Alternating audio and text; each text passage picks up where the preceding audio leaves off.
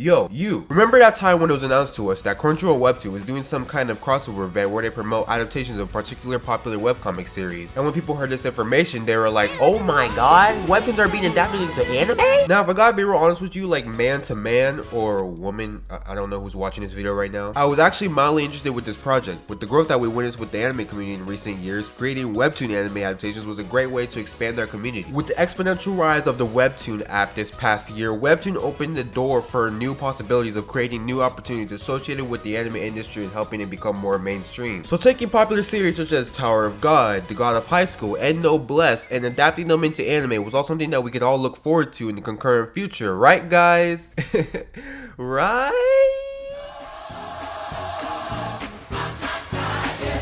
Hello, my name is Daiki, and I'm also one of the many dudes who got bamboozled into thinking that Webtoon anime adaptations will be a success, which it did in fact succeed in some aspects. One of those aspects was turning me into a disappointed father. But come on, let's be real here. You and I both know that this wasn't supposed to turn out like this. I think we can all agree that Webtoon anime adaptations could have been something special. But then again, the same can be said on why this crossover project did not turn out how people wanted it to be. Now, I understand how the points stated in this video won't translate well with some people who genuinely enjoyed the quality put into these Webtoon animations, but I just hope this video helps you come to realize why these Webtoon anime adaptations were so poorly received by a general audience and how they could have possibly been improved. Or in other words, Webtoon readers, please don't kill me. So without further ado, let's get moving. But first, hey y'all, come look at this.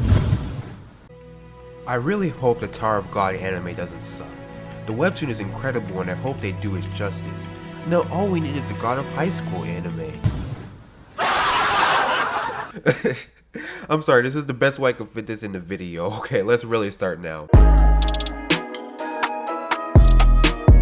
Come on now, you know me. I don't usually complain about pacing when it comes to critiquing a particular anime series, but when the pacing of these Webtoon animations moves at the speed of a Sonic the Hedgehog speedrun, then there's sure to be some problems following the series. Pacing was one of the most common issues most fans complained about, as this was the main problem that these series suffered from. The first Webtoon to be adapted into an anime, Tower of God, condensed a whole 78 chapters into just 13 episodes.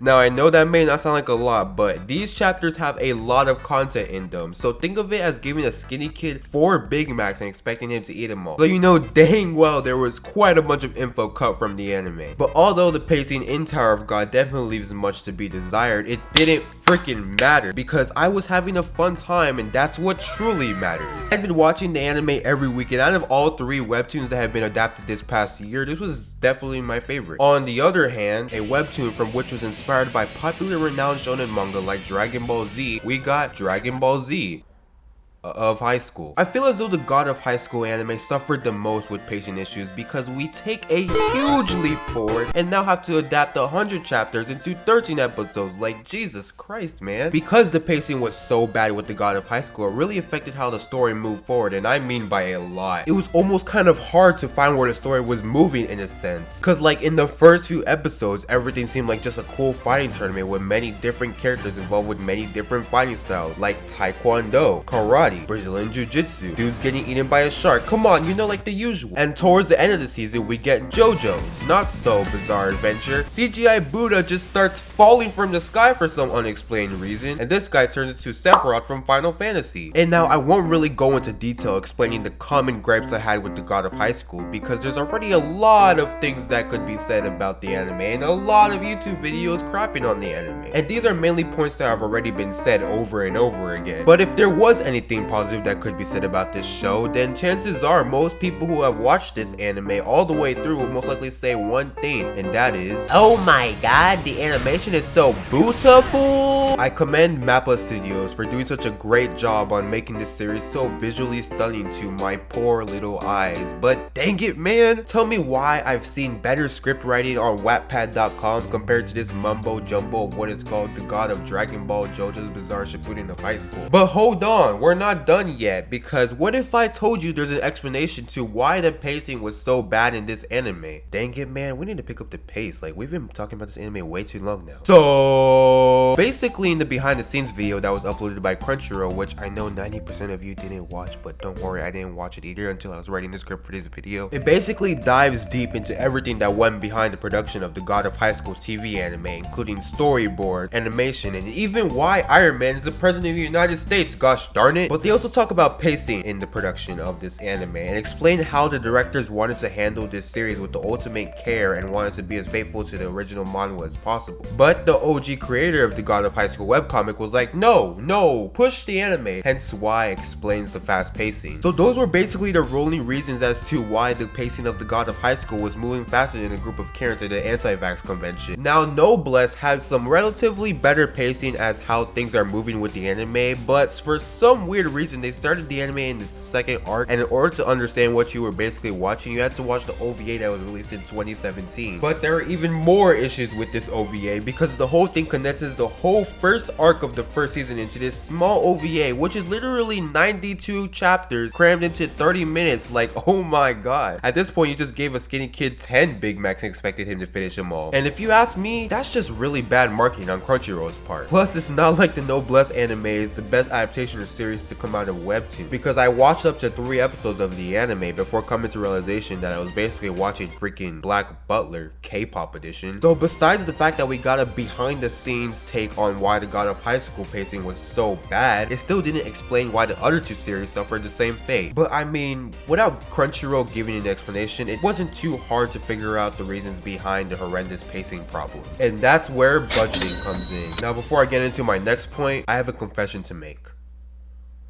Crunchyroll, I love you. You've helped me through the dark times. I've watched countless harem shows on your service at 3 AM just to once again remind me how lonely I am. And best of all, you guys are great distributors of anime. Every season I can count on you guys to have the anime I'm interested in, whether it's shonen, shoujo, isekai, yaoi, and don't freaking judge me. I can always trust you guys to have the anime in your catalog, and when it's not available, then I just head over straight to 9 Anime, like duh.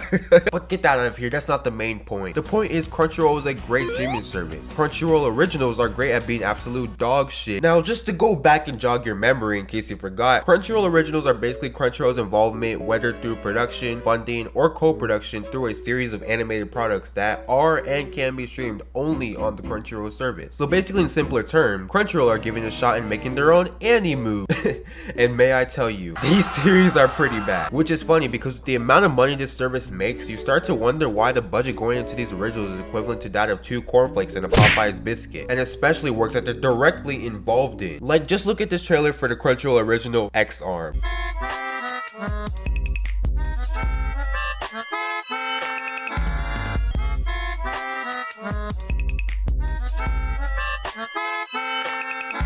Now I had to stop the video there, but oh, I'm sorry, I didn't know this was the early 2000s when we were still making PS2 cutscenes. Tower of God, the God of High School, and Noblesse all suffered from this because of the lack of how much of a budget was truly going into these shows. Thank the heavens these adaptations didn't end up looking like a legit SFM animation, but the budgeting that went into this hindered the ability for these series to have well-made adaptations for many fans to enjoy. Now you may be saying, this explains everything as to why these Webtoon anime adaptations flopped, right Daiki? And nope, we still ain't done, man, because there's still something fishy going on here. There's possibly no way in hell that Crunchyroll knew how popular the original webcomic / manga series were, and that anime adaptations would help bring more fans into the medium of webcomics on the internet. So if you're gonna make an anime adaptation, the best, most logical reason is to put a huge budget towards the production of these anime. But obviously, as it's crystal clear to all of us that these adaptations clearly didn't have a big enough budget between them, so there's only one more explanation as to why this highly anticipated crossover ended up flopping, and that simply is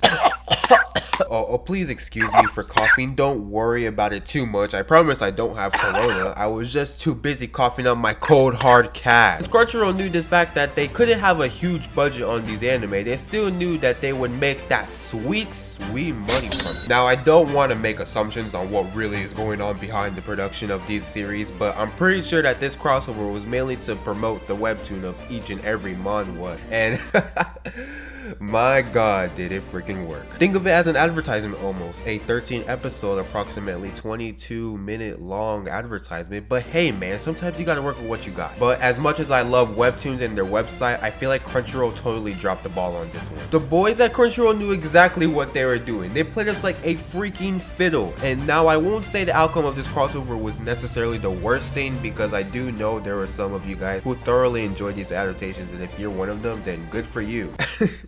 Man, I can't fathom how many people were hyping these shows up before they aired, saying things like how it belongs in the Hall of Fame of all anime, right next to the greatest productions this medium has to offer, such as things like Full Metal Alchemist Brotherhood, Neon Genesis Evangelion, and Boku no Pico. And there's no doubt in my brain that this collaboration between Crunchyroll and Webtoon was once a highly anticipated event that was expected to be amazing, only to turn out as merely a failed experiment.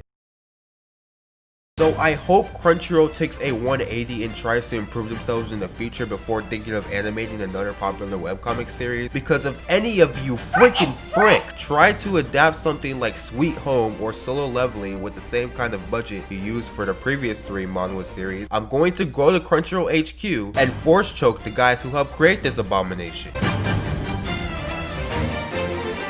Hey guys, it's been a minute, hasn't it? Okay, more like 2 weeks, but I'm sorry for the lack of uploads lately. I don't really have an excuse to really back myself up, but recently I've been experimenting with many different projects and video ideas that I want to make to change up my content. So if I'm gone for like 2 to 3 weeks, then I'm probably making something quite big for you guys. I just hope this doesn't really become a norm on my channel. Of course, if you enjoyed the video, I'd appreciate giving it a share. It helps the algorithm promote it out there. And also like and subscribe if you're new here. Alright, that's basically it for today. That's all I wanted to say. Thank you for watching this video, and I will see you guys later. Lord Daiki, out.